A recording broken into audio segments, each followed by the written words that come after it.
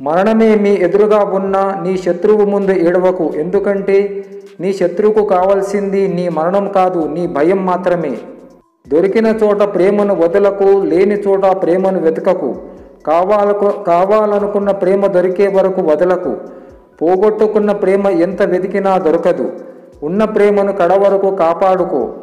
జీవితం ఎన్నడూ నువ్వు ఎదురు చూసినట్లు మారదు, కానీ నువ్వు ఎదురు చూసినట్లు మార్చుకోవచ్చు, అది కూడా నువ్వు ప్రయత్నిస్తేనే మాత్రం.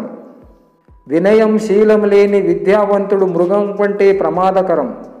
పాము కొరల్లోని విషము కన్నా మనిషి చూపులోని అసూయ చాలా ప్రమాదకరం.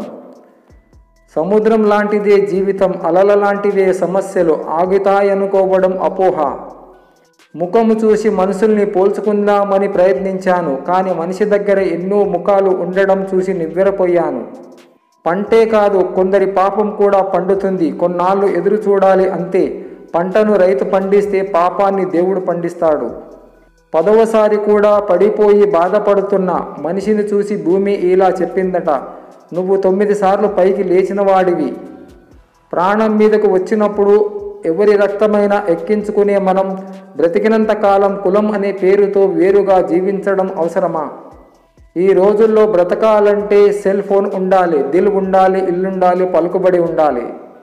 సాయం చేసే గుణమున్నోడు సాకులు వెతుకుతాడు, ఏ స్థితిలో ఉన్నా సాయం చేస్తాడు. స్త్రీని మించిన పుస్తకం లేదు, కళ లేదు. ఆమె హృదయాన్ని చదవగలిగితే అన్ని పుస్తకాలు చదివినట్టే, సమస్త కళలు నేర్చినట్టే. కళ్ళ ముందు కనిపించే రూపం మనసును తాకదు, మనసులో ఉన్న రూపం బయటకు కనపడదు.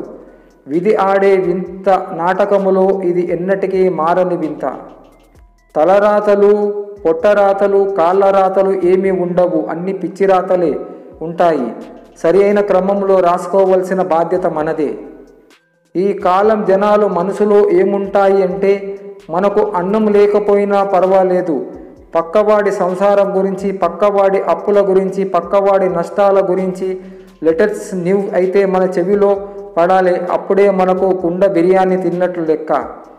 జీవితం ఖచ్చితంగా రెండో అవకాశం ఇస్తుంది, దాని పేరే టుమారో.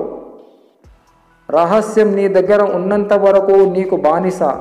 మరొకరి చెప్పావంటే ఇక అది నీకు యజమాని. నిన్ను దూరం చేసుకున్న వాళ్ళ కోసం అసలు బాధపడవద్దు. ఆ బాధపడవలసింది నువ్వు కాదు, నిన్ను వదులుకున్న వాళ్ళు. జింక గంటకు 9 కిలోమీటర్ల వేగంతో పరిగెత్తుతుంది. పులి గంటకు 60 కిలోమీటర్ల వేగంతో పరిగెత్తుతుంది. అయినా పులి జింకని పట్టుకొని చంపి తినేస్తుంది. ఎందుకంటే జింకకు తాను పులి కంటే బలహీనురాలని తెలుసు. ఆ భయముతోనే జింక మళ్ళీ మళ్ళీ వెనక్కి తిరిగి చూస్తుంది. ఈ సమయంలో జింక తన వేగాన్ని అలాగే ధైర్యాన్ని కోల్పోతుంది. ఈ కారణంగా జింక పులి చేతిలో ఓడిపోయి చంపబడుతుంది. అందుకే మిమ్మల్ని మీరు తక్కువగా అంచనా వేసుకోకండి, ధైర్యాన్ని కోల్పోకండి.